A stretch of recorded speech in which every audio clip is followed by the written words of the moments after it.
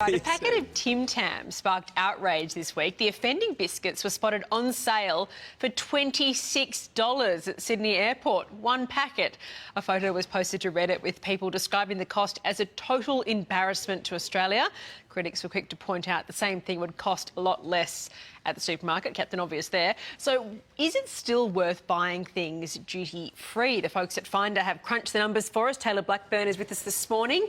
Obviously, grocery goods like Tim Tams, not the best thing to buy at the airport. That's Is that right. Common sense? That's right. So chocolate, biscuits, nuts, chocolate biscuits with nuts, anything like that, you're going to be paying a lot more for. The $26 offender there was like a double family size pack, but you could buy the same thing at a supermarket for less than $8. I know you find yourself in a situation, though, where you're going overseas, you want to buy something quintessentially Australian, so you think, oh, I've forgotten to buy the Tim Tams, so you don't really have much choice sometimes. That's right. It's a bit of a lazy tax, and they're really enforcing it there at the airport. Yeah, I'm guilty of that.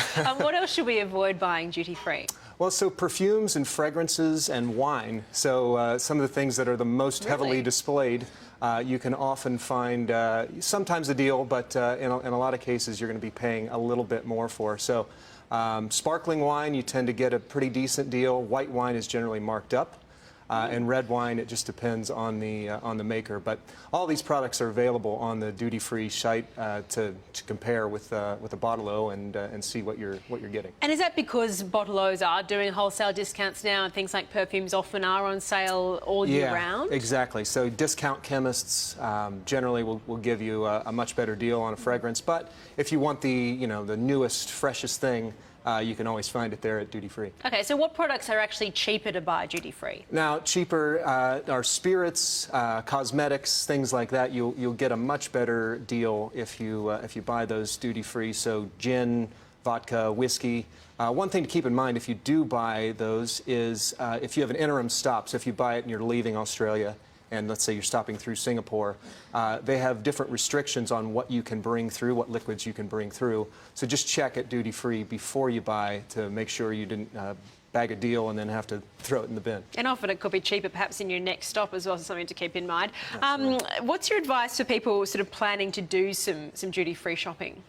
Yeah, so I mean, the way I use it is, kind of refill the cupboard on the way home, maybe pick up a bottle or two of spirits. Otherwise, try to plan ahead if you want to bring Tim Tams to somebody overseas or take a memento as you're leaving the country, buy it ahead of time and you'll save yourself a lot of money. And has anything changed? I mean, are we seeing different products in duty-free? I know there's lots of Manuka honey and vitamins now that you can buy in duty-free, milk formula as well? Yes, there's no shortage of new and exciting products that are there to draw your attention. And again, it's all the types of things that you think of just at the last minute that you want to take as a memento. And generally, you pay more for it, but there are some cases where you can save. It is the only place you can buy the meat along Toblerone, though. So, Taylor, we'll have to leave that to duty-free. Thank you so much for your advice.